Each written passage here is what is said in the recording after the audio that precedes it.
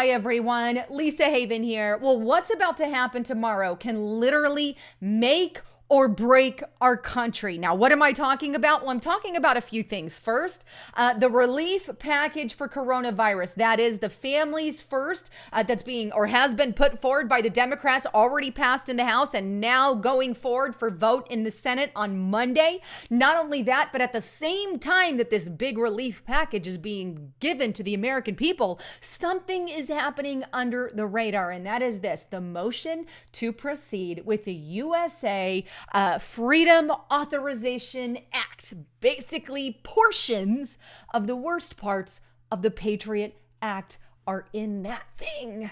This is your bondage of the American people. And remember, anytime there is a crisis, governments and leaders of the world seize and take advantage. So we need to be leery of everything that's being passed and just double check and triple check everything, because when we are in times of crisis, that is when we are at our most vulnerable. So let's just dive right into this.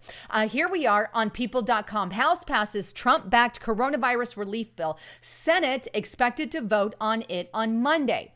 Here's another article on it, because the question we need to ask is, what's inside this thing? The House passed a coronavirus relief act. Here's what it can do for you. Now, the bill would, here's just kind of a basic breakdown, guarantee sick leave for workers and their families affected by the coronavirus. I'm going to expand on that in a minute. Bolstered food aid for needy families and seniors, inject funds into state unemployment, and guarantee free testing for people suspected of being infected. That's great. We get free test. And a lot of this is good. I think we need some of this. I think there's a lot more that we could have done. In fact, I was hoping we would go with the tax relief plan by President Trump. But of course, the Democrats didn't go forward with that. I think that would have helped our economy immensely if we did what Trump originally wanted. But he was shot down by the freaking Democrats, because their idea isn't to get their economy better. Their idea, proven by this, is just that they want more socialist principles and ideas pushed on the American people. Because remember that the end goal for the freaking Democrats, who are not Democrats anymore, they're socialist communists, is to put socialism, aka communism, in America.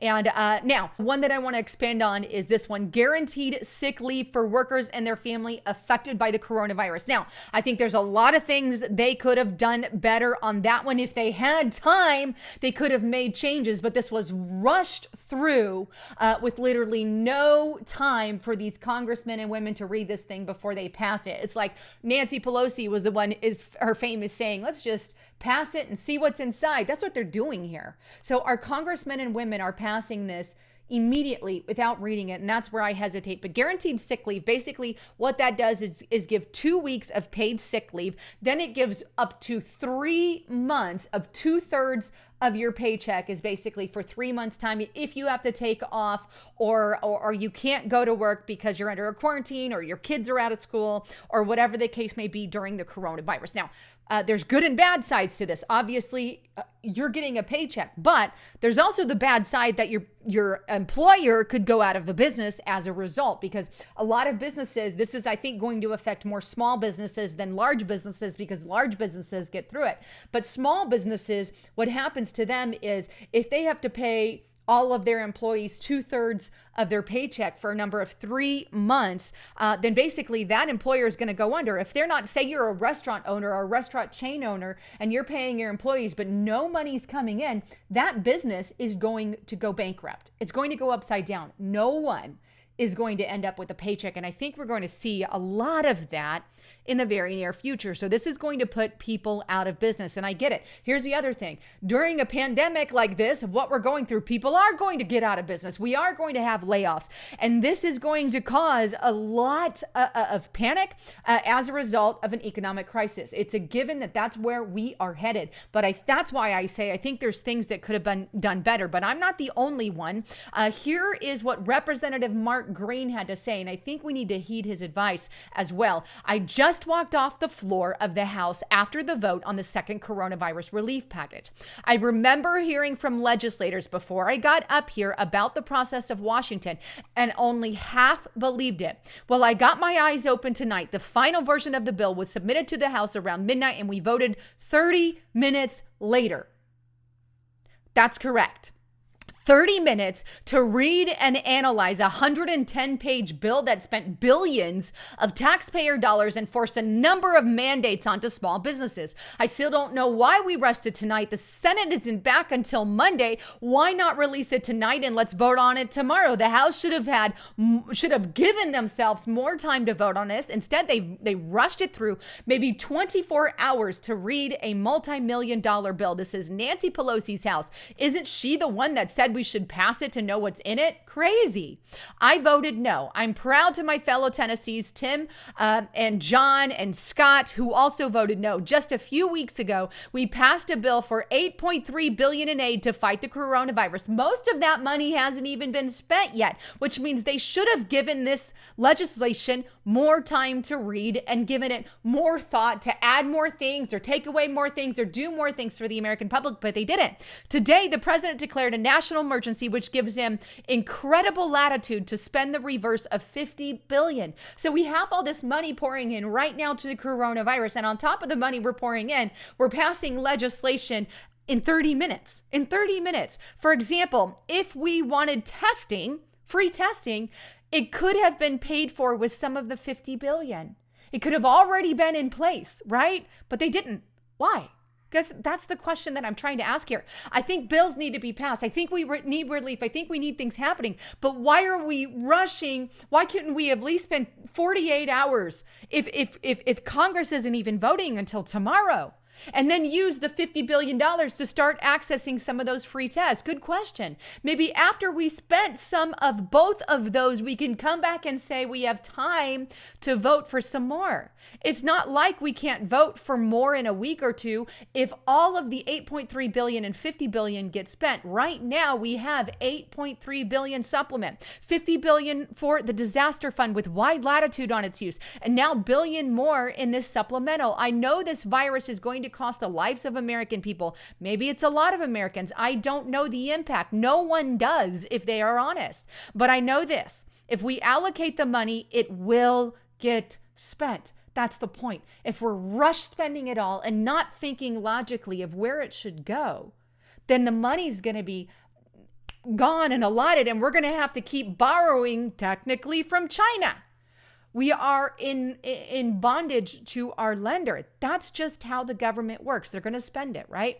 And we will go borrow the money from the nation that failed, China, to stop its live animal markets and cause SARS and COVID-19. We will keep paying them interest on our debt, and this is new debt, despite the fact that their foreign minister office today accused U.S. Army soldiers of starting the coronavirus, the very country that is a communist country we are going to be beholden to in debt.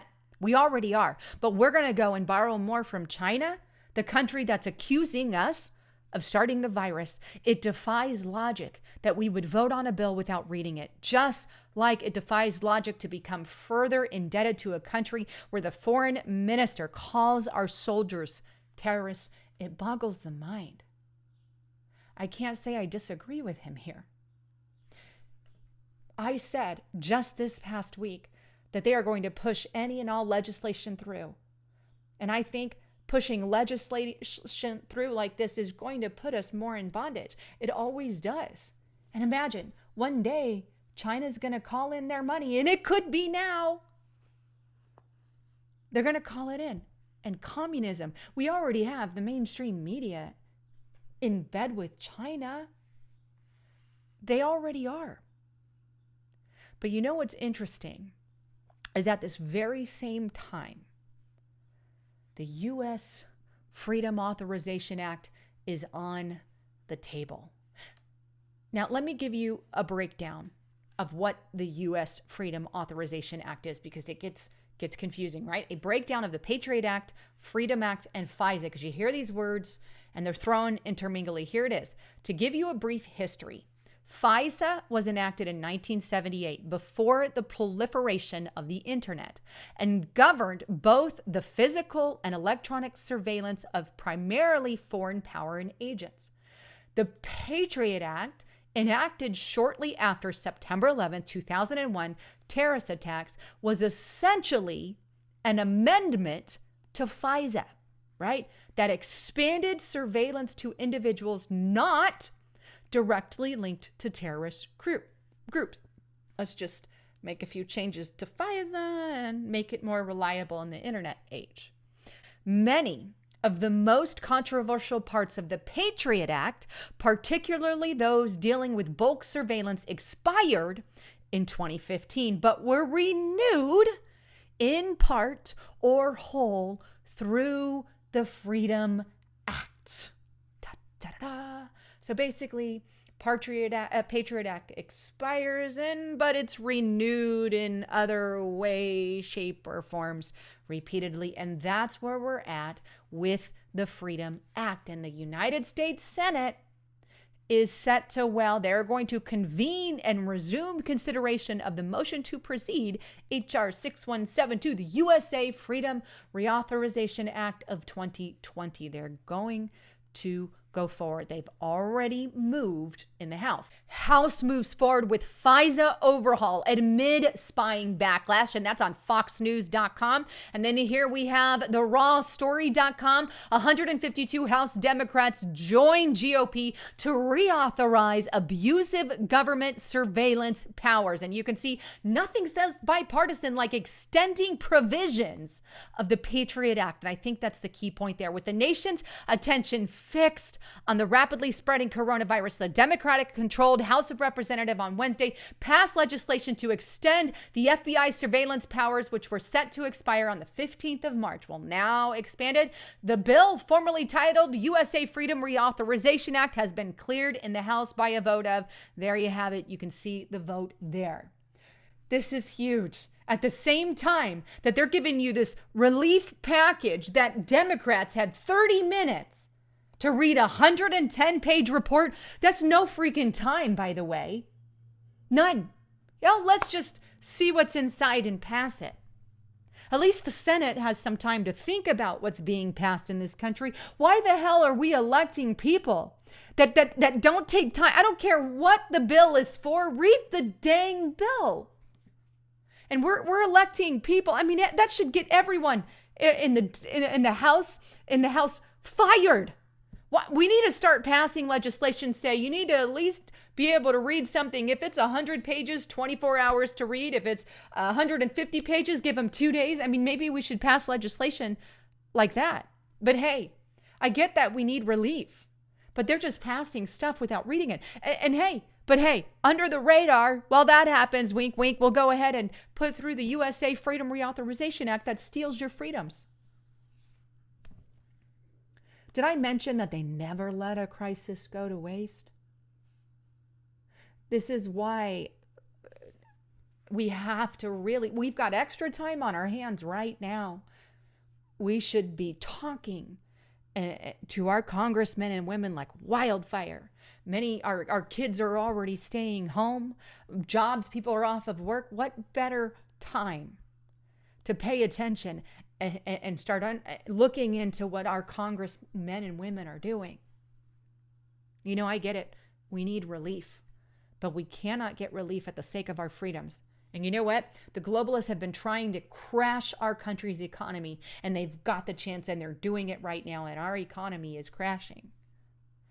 And this is why I've always told everyone to prepare in advance and get on restrictedrepublic.com. Go there, sign up. Start reading the information. I've got additional information there that I can't share here on restrictedrepublic.com. Anyhow, I love you guys, and I want you to be encouraged. Stay strong during this time. What you can't do is get in a panic. You can't start freaking out. That's what they want. Please don't do that. Please don't do that. Take this time, pray, get right with the Lord, meditate, contact your congressman, and get involved from home. And start doing those things. Anyhow, I love you guys. And please don't forget to check out my partner at noblegoldinvestments.com. Hopefully you guys have been converting your 401ks already. If not, give them a call today. As you know, the dollar is going nuts right now along with the stock market. So give them a call and let them know Lisa Haven sent you, and convert your 401k into something backed by gold, silver, and precious metals. Anyhow, I love you all. Thanks again for tuning in. I'm Lisa Haven, signing out.